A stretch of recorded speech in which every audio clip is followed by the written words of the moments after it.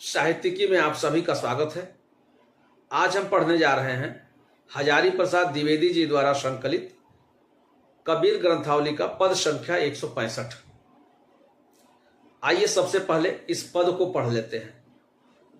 मोरी चुनरी में परी गयो दाग पिया, पंच तत्व की बनी चुनरिया, सारे हंसे बंद लागे जिया। यह चुनरी मोरे मैके ते आई, ससुरे में मनुआ खोई दिया। मली मली धोई दाग न छूटे, ज्ञान की साबुन लाई पिया। कहे कबीर दाग कब छुटी हैं, जब साहब अपनाई लिया। अब इस पद का पंक्ति दर पंक्ति हम लोग व्याख्या पढ़ेंगे, भावार्थ सबको समझेंगे। किंतु इससे पहले यदि अभी तक आपने इस चैनल को सब्सक्राइब नहीं किया है तो सब्सक्राइब कर लीजिए और बेल आइकन को दबाना न भूलिएगा, क्योंकि आपको नोटिफिकेशन मिलती रहेगी जब हम कबीर के और पदों को पढ़ाएंगे। आइए समझते हैं इसके भावार्थ को। किंतु इसके पहले कुछ दो तीन बातें हैं, इनको आपको ध्यान रखना जरूरी है, याद रखना जरूरी है। जैसे कबीर की भाषा को श्याम सुंदर दास जी ने क्या कहा है? पंचमेल खिचड़ी। कबीर की भाषा को श्याम सुंदर दास जी ने कहा है पंचमेल खिचड़ी। याद रखने की बातें हैं, ध्यान रखिएगा। और रामचंद्र शुक्ल जी ने क्या कहा है? साधुक्कड़ी। और हजारी प्रसाद द्विवेदी जी जिन्होंने इनका संकलन किया है वो कहते हैं कि कबीर भाषा के डिटेक्टर हैं। भाषा के डिटेक्टर का क्या अर्थ है? भाषा के डिटेक्टर होने का अर्थ यह है कि उनके जो मन में आया उन्होंने बोल दिया। चूंकि वो एक भक्त कवि हैं, इनकी गिनती कहाँ होती है? निर्गुण भक्ति धारा के कवियों में, अर्थात निर्गुण ब्रह्म के उपासक हैं, उनके भक्त हैं। तो एक भक्त कवि हैं और अपनी भक्ति करते हुए जो उनके मुंह से निकलता है, जो वो कहते गए वही रिकॉर्ड होता गया, वो दोहा बन गया, वो पद बन गया। अपने अपने भाव में जब भी कहा उन्होंने वो कह दिया। उन्होंने किसी की भाषा के बंधन में नहीं रहे, इसलिए द्विवेदी जी ने उन्हें भाषा का डिटेक्टर कहा है। ठीक है, वो उनको जो पढ़ना था पढ़ दिया, अपने भक्ति में जो कहना था उन्होंने कह दिया। जिसको जो समझना है अब समझे। ठीक है, इसलिए वो डिटेक्टर है। तो क्या है ये? साधुक्कड़ी भाषा है, पंचमेल खिचड़ी भी है, तो कई तरह की चीजें मिलेंगी। किंतु प्रमुख रूप से जो कहा जाता है कि ये इनका जन्म कहाँ हुआ था? बनारस में। पले बढ़े कहाँ? बनारस में। ये भक्ति कहाँ की है? बनारस में। इनके मुंह से जो ये निकले हैं पद, भक्ति करते हुए निकले हैं, कहाँ निकले हैं? बनारस में। हाँ, मृत्यु के आखिरी समय में ये मगहर चले गए थे और मगहर में इन्होंने अपना शरीर त्याग किया। लेकिन उससे पहले पूरा जीवन इनका कहाँ बीता है? काशी में। तो काशी की भाषा है, और काशी की भाषा क्या है? भोजपुरी मिश्रित है। बनारसी भाषा है और बनारसी में क्या है? भोजपुरी की लोचता है, भोजपुरी की लचक है। और वही शब्द इस पद में मिलता है कि मोरी चुनरी में परी गयो दाग पिया।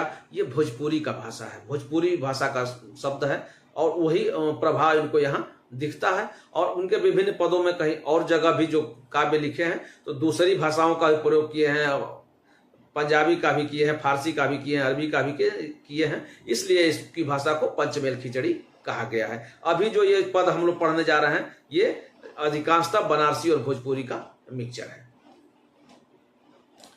मोरी चुनरी में परी गयो दाग पिया। इस पंक्ति को समझते हैं कि ये अपने परमेश्वर, अपने पिया अर्थात अपने परमेश्वर, अपने ब्रह्म को याद करते हुए कहते हैं कि मैं अब कैसे आपके पास आऊं? मेरी ये जो चुनरी है ये तो दागदार हो चुकी है।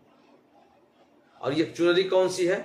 तो आगे लिख रहे हैं कि पंच तत्वों की बनी चुनरिया, सारे हंसे बंद लागे जिया। करें कि ये चुनरी कौन सी है? तो पंच तत्वों की, 5 तत्वों से बनी हुई है। और वो 5 तत्व कौन से हैं? तो पृथ्वी, जल, अग्नि, आकाश और हवा, 5 तत्व हो गए। इन 5 तत्वों की बनी हुई है शरीर है, यही मेरी चुनरी है। ये जो शरीर है ये मेरी चुनरी है। किसकी चुनरी है? उस आत्मा की, जीवात्मा की चुनरी है। जीवात्मा का खोल है, उसका परिधान है, वह जीवात्मा इसके अंदर है। ठीक है। और दूसरा क्या करें कि सारे हंसे बंद लागे जिया। और जैसे ये चुनरी मिली तो इसमें सब तरह के, सारे मतलब सब तरह के, समस्त सभी प्रकार के हंसे, सारे हंसे का मतलब सब प्रकार के बंध अर्थात बंधन लगे हुए हैं। चुनरी में बंधन भी तो होता है, बांधने की भी तो व्यवस्था होती है ना। इस शरीर में क्या लगी हुई है? बंधन। कैसे? जैसे ही ये चुनरी मुझे प्राप्त हुई अर्थात जैसे ही ये शरीर मुझे प्राप्त हुआ, उसी के साथ मुझे लोभ, मोह, अहंकार, क्रोध, काम, ये सभी प्रकार के बंधन इस चुनरी के साथ जुड़े हुए हैं। और ये चुनरी कहाँ मिली है मुझे? तो मैके में मिली है। इस पंक्ति को अब ध्यान दीजिए। यह चुनरी मोरे मैके ते आई, ससुरे में मनुआ खोई दिया। इस पंक्ति में आपको भ्रम हो सकता है कई बार कि कबीर ऐसा कह रहे हैं कि उनकी जो चुनरी है मैके ते आई है अर्थात वो जहां परमात्मा के यहां से आई है, और ससुरे मनवा खोई दिया अर्थात ये पृथ्वी लोक पे आकर के ये भ्रमित हो गए हैं। लेकिन उल्टा मत समझिएगा। कबीर की भाषा में सदैव इनका प्रिय कौन है, इनके पिया कौन है, इनके ब्रह्म कौन है? वही परम पिता परमेश्वर हैं, वही इनके पिया हैं। तो जहां पिया है वही तो ससुराल होगा ना।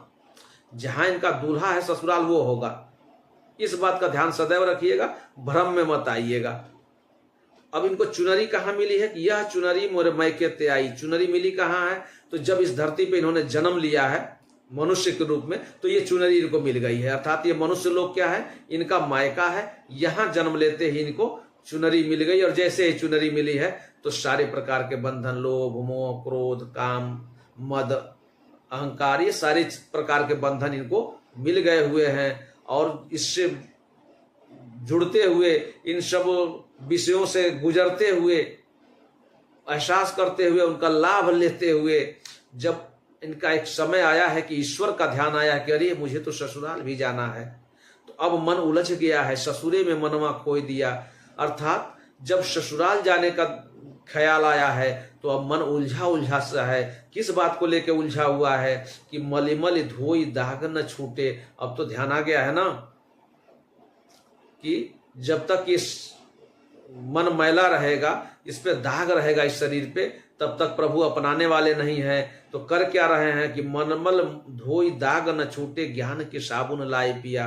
करें कि हे प्रिय, हे प्रभु, हे ब्रह्म, हे परमेश्वर, मैं ज्ञान के साबुन लगा करके और इस चुनरी को धो रही हूँ या धो रहा हूँ, मुझसे ये छूट नहीं रहा है। ज्ञान का साबुन क्या? सत्संग में जा रहे हैं, गुरु से ज्ञान ले रहे हैं और उस ज्ञान रूपी साबुन से धो रहे हैं अपने आप को, लेकिन फिर भी ये छूट नहीं रहा है पूरी तरह से। तो कबीरदास जी फिर से कहते हैं, समझाते हैं कि दाग कब छुटी हैं? दाग कब छुटी हैं? जब साहब अपनाए लिया। करें कि दाग यदि इस ज्ञान रूपी साबुन से इस दाग को छुड़ाने के बाद भी यदि नहीं छूटता है तो चिंता मत करो, प्रभु नाम का सुमिरन करो, और जब प्रभु अपना लेंगे तो ये दाग अपने आप छूट जाएगा। अर्थात जब परमपिता परमेश्वर की कृपा आप पे हो जाएगी तो आपकी ये मन से सारा भ्रम निकल जाएगा। ये काम, मद, लोभ, काम, क्रोध, लोभ, ये सारी चीजें आपके मन से निकल जाएगी। इसकी चिंता करने की जरूरत नहीं है। तो इस प्रकार जब भी कबीर को पढ़े तो ये जो ऊपर हमने बताया है उसका ध्यान अवश्य रखें। वीडियो आपको अच्छी लगी है तो आप दूसरों को शेयर अवश्य करें ताकि दूसरे लोग भी लाभान्वित